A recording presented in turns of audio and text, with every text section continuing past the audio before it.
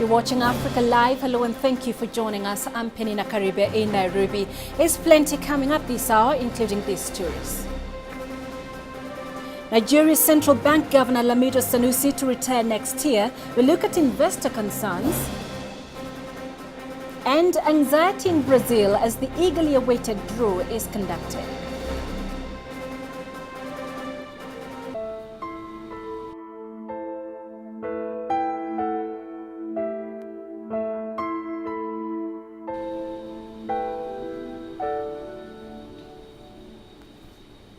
Global icon and former South African President Nelson Mandela, who died on Thursday, will be accorded a state funeral next Sunday in the village of Kunu, where he grew up. This weekend, there will be a national day of mourning for the former president who died at the age of 95. CCTV is on the ground to bring you all the latest updates on Madiba's passing. We begin with this report from Guy Henderson.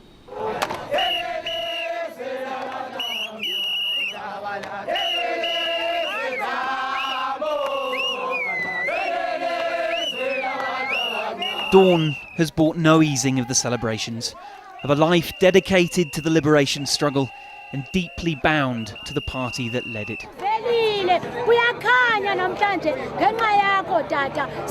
Reminders too of Madiba's tribal roots, well-wishers invoking a traditional blessing.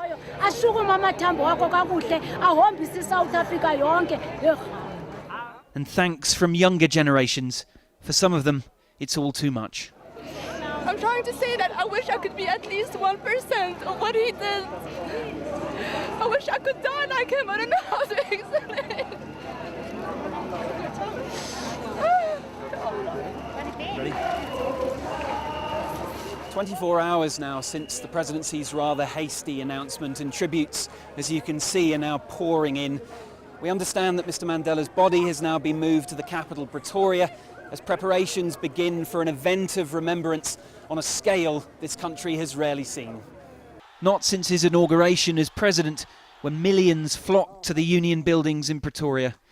After a memorial in Soweto next Tuesday, he'll return here, lying in state while the world mourns his passing. Then, around the family he spent so many years apart from, Mr. Mandela will finally be laid to rest. He will be laid to rest on the 15th of December in Kunu, in the Eastern Cape province.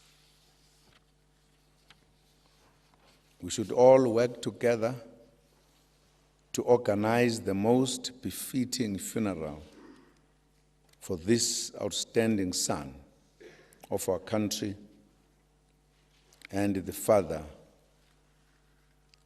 of our young nation. Earlier, a visit from old friends and colleagues, and then the president himself, who briefly joined hands with the crowds. As the nation grieves, it does so in a spirit so long fought for, but now often forgotten. Guy Henderson, CCTV, Johannesburg, South Africa. Soweto, where Nelson Mandela called home, was in mourning since news of his death was announced by President Jacob Zuma. CCTV's Sumitra Naidu was there. It's a dull, gloomy morning in Soweto. South Africans are waking up to the sad news that their hero, Nelson Mandela, has died. For years, Nelson Mandela made his home in this township outside Johannesburg.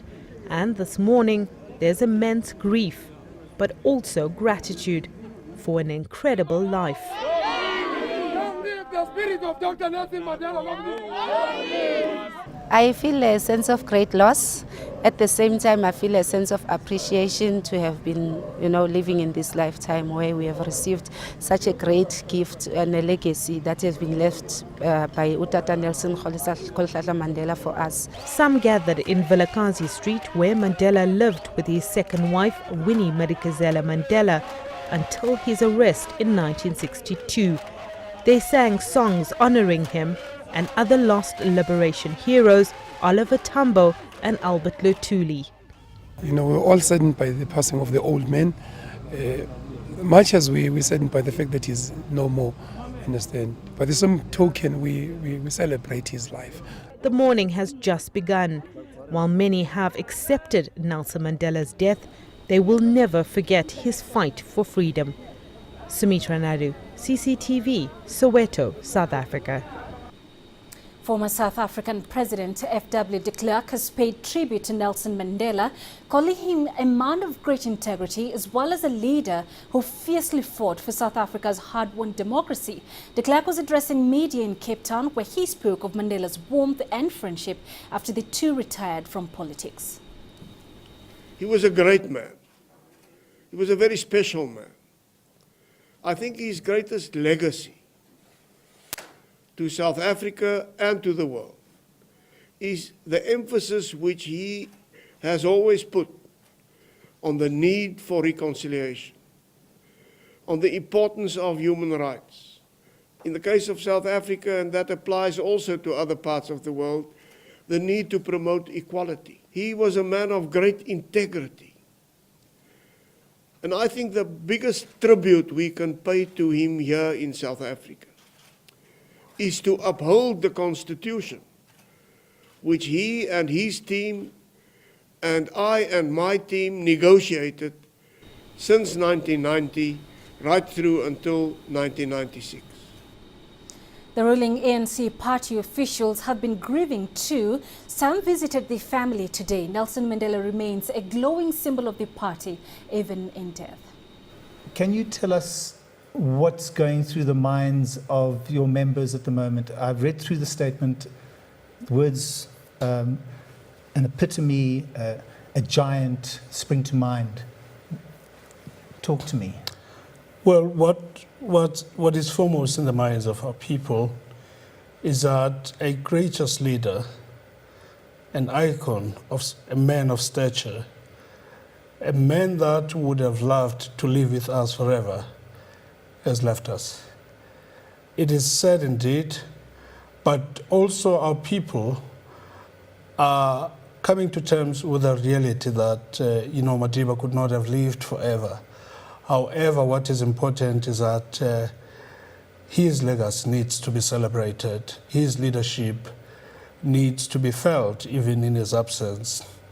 And his guidance through a number of writings, his words, his quotations, are going to be a permanent feature in inspiring our people to look forward and be positive. Remember, to us, he was the most positive leader we could think of. He drove reconciliation at a time when we thought it was not possible. He gave hope and helped to forge a new nation in South Africa. And it is exactly that which the world respects him for, that he defied the odds to be a leader. He defied himself and embraced selflessness to lead the nation at a time that was quite crucial, where people expected bloodbath, enmity, and so on, but he gave leadership and people took leadership from him. For us, he will be a living memory. His words will be with us, his legacy will be with us, and he will continue guiding us as we try and find answers to our young democracy as it matures. Will certainly be guided by some of his most amazing words of wisdom. You're watching Africa Live. Let's take a break. Coming up. It's a really sad time for Africa. Nelson Mandela was considered the father of Africa, and we all looked at him for inspiration, and he did great things in his life. I think Africa will really miss him. I think the world in general will really miss him. Africa mourns a fallen icon.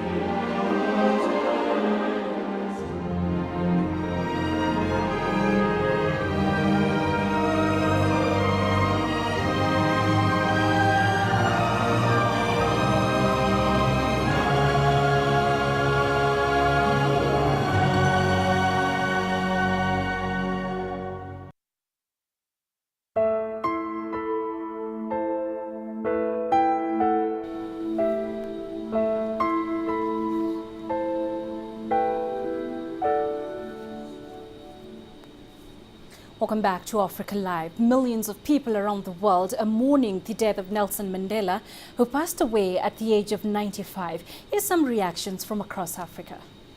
Here in Uganda's capital, Kampala, Nelson Mandela's death has been received with great shock. Many of the people I've been speaking with have been expressing their sorry, but Uganda will forever remember him for his fight for equality. The time when Nelson Mandela finally was freed and became president, he did something I've not seen any African president do, and that is rule for a certain term limit and step down and pass the power on to someone else. Now that to me was very, very fundamental. It's something we need to see in Africa. Normally, it's prudent to think that when someone does something bad to you, if you get a chance, you will have to retaliate. But that essence of retaliation, revenge, wasn't in Mandela's life, and I think that is what will forever I'll remember him for. I'd remember Mandela as a good man who endured all the pains he went through when he was in prison, because he didn't give up in the struggle until he was able to achieve something which was beneficial for the people of South Africa. And the news is dominating here in Addis Ababa too. Ethiopians, of course, have their own heroes, but even to them, Nelson Mandela was truly someone very special. He was a great freedom fighter, and he showed the right way, the modern way of fighting for freedom. And he was a great leader for South Africa as well as the whole Africa. So it was a big loss. When I listen to this news, I'm so shocked. I don't know what to say at all. But he's a big leader, also freedom fighter. So that's all. I know his fighting for freedom was not only for his country but the whole of Africa. So at the end of the day, it's still a remarkable achievement, and we are proud of him. It's tragedy for Africa, it's tragedy for the world. You know, he's a great man, a very inspirational person, and I just hope that his soul rests in peace and that South Africa is peaceful. It's a really sad time for Africa. Nelson Mandela was considered the father of Africa, and we all looked at him for inspiration, and you know, he did great things in his life. I think Africa will really miss him. I think the world in general will really miss him. He's an inspiring person, inspiring figure in the society, in the whole world. We feel sorry about the Mandela family. We are with them in mourning. Rest in peace. So many things we miss from him. So many things. He's a leader. He fought for the right of his people. He go in for it.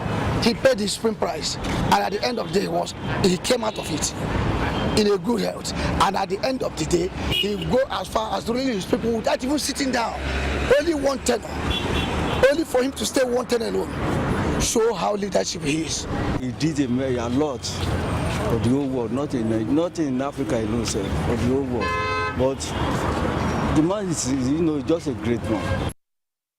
Everybody here in Senegal is shocked by the death of Nelson Mandela. Many people in Senegal also joined the world to mourn his death. Honestly, it's a very shocking news. I woke up this morning seeing the news in the internet, in the local radios, and I think everybody here in Senegal, they feel so shocked to hear the death of Nelson Mandela. The great giant has fallen.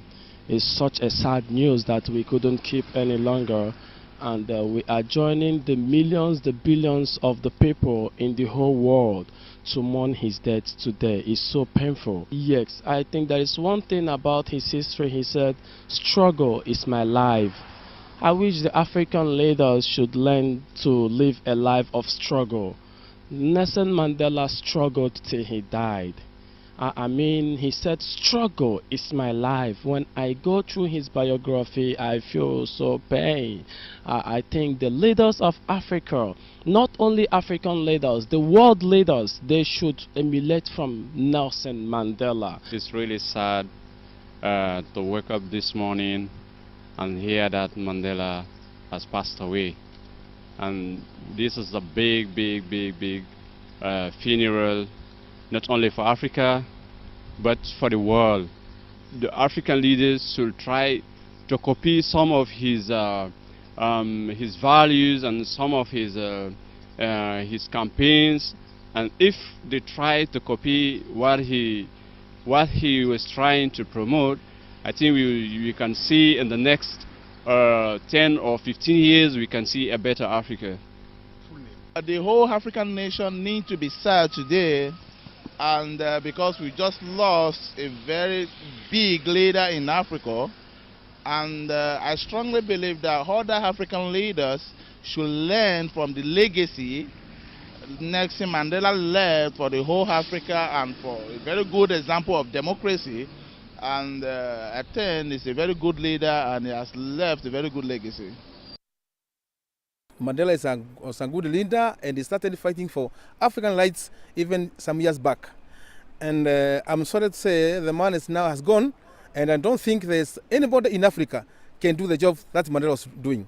He was a great man. He really helped the world. We've lost an icon. I was even looking for icons in the morning, other national icons, but I can't seem to find one because it was like he was the last remaining one.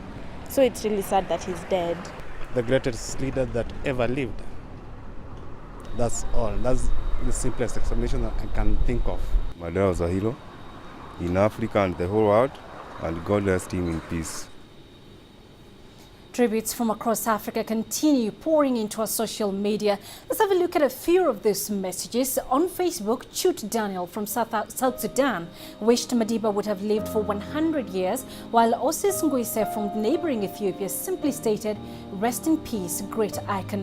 Madiba, you are still with us in our hearts." Still in East Africa, Okoya James also joined other mourners, sending his rest in peace message to the legend and his family. Still on Facebook, Idowu Kuola from Nigeria echoed James's message. Now shifting to Google Plus, Mohammed Bishar from Somalia acknowledged Mandela as a legend, while Joe Bolime insists Mandela's legacy will live on for many generations to come. And Christopher from Kenya added that Mandela was the African king. Moving on to Twitter, Brian Luwaga from Uganda says leaders should follow Mandela's example by desisting from being corrupted by power. One of the most important figures in Nelson Mandela's life was Winnie Mandela, his former wife and an incredible anti-apartheid activist in her own right. CCTV anchor James Chow was recently in Johannesburg, where he spoke to Mrs. Mandela. Winnie Mandela, has been 23 years since Nelson Mandela was released from Robben Island. Is it really 23 years? Did not seem that long. I never counted, yes. What was it like then, the day that he was released? I don't think it is easy to translate that by words. The nation was ecstatic. It was awesome.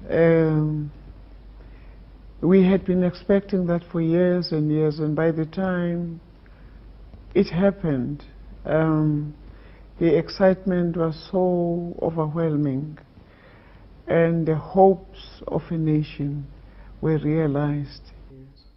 You say that you were expecting it for so many years, but the day they actually said, we're going to go and get Nelson Mandela, did you actually believe that it would happen until you saw those gates open up and see your husband emerge from them? We believed from the moment they were imprisoned that no matter how many years it took, they would come out and he would lead this country to freedom. Otherwise, I wouldn't have had the strength to fight, to carry on the struggle, and to take the mantle from the leadership that had gone to prison. It was the belief that they will be liberated and come out of prison that actually made me. That is why I gave up my life totally to the liberation of my people, because I knew that unless I did that, they would have been forgotten in prison. The idea of placing them on Robben Island was in a way a stamp of finality in the minds of our oppressors. They thought that they would be totally forgotten, and with time they would fizzle out and just perish on Robben Island. But you didn't allow them to be forgotten. I took a deliberate decision. When? How? No, you don't wake up one day and take that kind of decision. But I took a deliberate decision that I would expose myself to the worst of the apartheid regime. CCTV's James Chow there speaking with Winnie Mandela. Our Chinese President Xi Jinping has expressed his deep condolences over the passing of Nelson Mandela. He has conveyed sincere sympathy to the South African people and Mandela's family.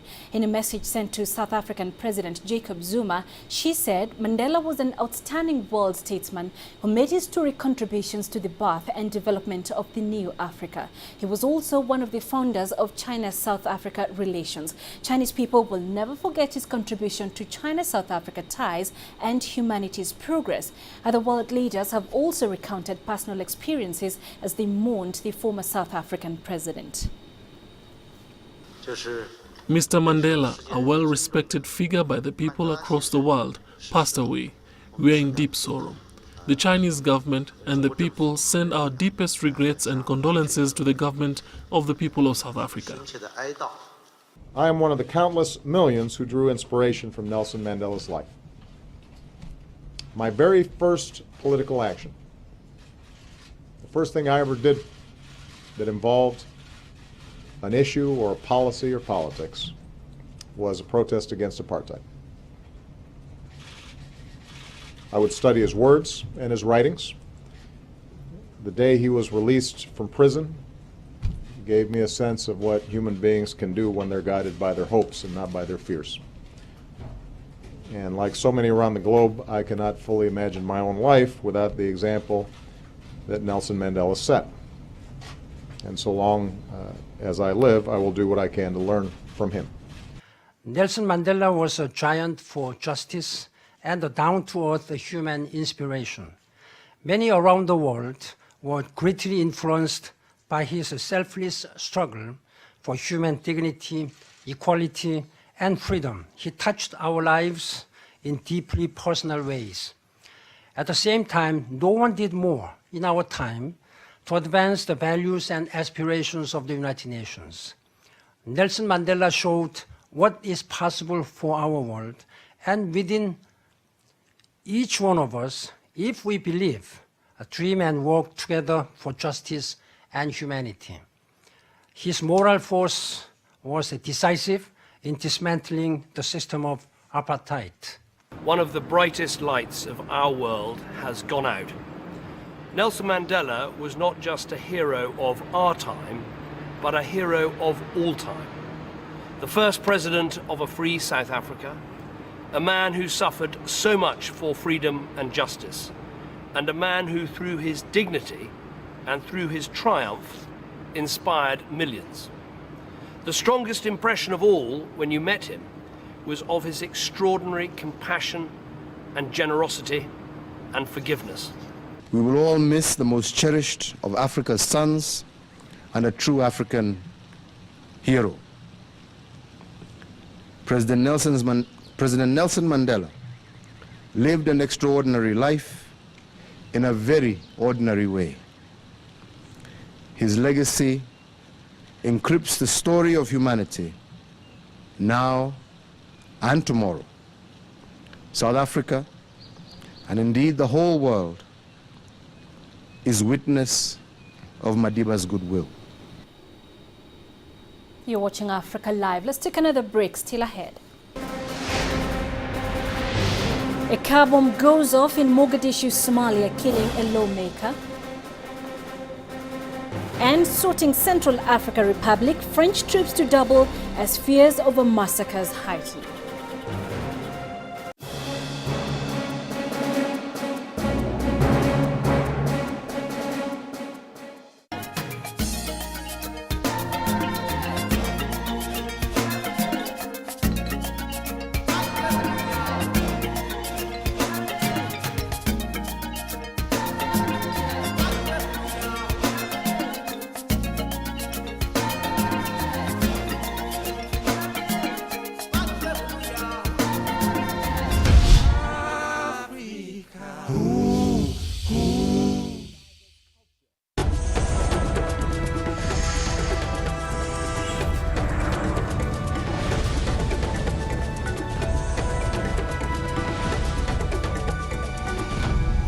Somali lawmaker was killed in the capital Mogadishu on Friday when a bomb planted under his car exploded at the entrance to the heavily fortified compound of the presidential palace, a senior police official said. The lawmaker, Mohammed Faisal, was rushed to hospital following the explosion but was pronounced dead on arrival. A former member of parliament who was accompanying Faisal was also injured in the blast. No group has so far claimed responsibility for that attack, but the radical Islamist Al-Shabaab often carries out similar attacks on government targets. France said it would act immediately in the Central African Republic after securing UN backing to halt sectarian violence that rocked the capital on Thursday and risked escalating into widespread civilian massacres. At least 100 people were killed in fierce fighting between mainly Muslim former rebels now in charge of the country and a mix of local Christian militia and fighters loyal to the ousted president Francois Bozizé. The former French colony has slipped into chaos since the predominantly Muslim rebel coalition known as Seleka seized power in March. CAR's interim leader Michel Jotodia formally disbanded the Seleka in September, but ex-rebels continued to wreak havoc and locals responded by forming vigilante groups as the government quickly lost control of the country. We had thought that the troops would be deployed on Sunday, but due to the violence which took place yesterday morning, the French president wisely decided immediately that the operation should start, so the reinforcements are arriving. And last night already, our troops were patrolling in Bangui, which prevented a series of violent incidents.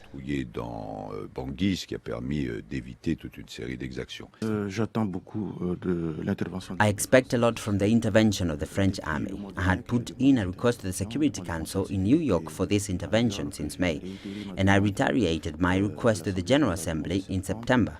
And I think the presence of the French army, the intervention of the French army, will allow us to put an end to the violence, the victims of which are civilians in our country. We got rid of them and we killed them. People say you get what you are looking for. They were looking for death. We gave it to them. To Kenya now, where the government will deploy troops to security hotspots in the country's north. That follows recent deadly tribal clashes near the border with Ethiopia. CCTV's Kofam Renje has more.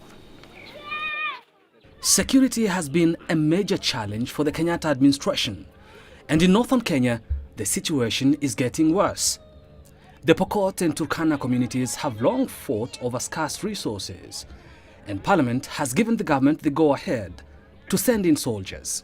We need to appreciate that military have special equipment like armored personnel carriers and special bulletproof aeroplanes that the police do not have. It is the kind of support that we are seeking. The government suspects some local leaders are stoking the violence and it's planning to engage them in talks, but with a warning. These meetings are not meant to pamper the ego of the leaders, but they are meant to encourage those who are genuinely committed to creating peace.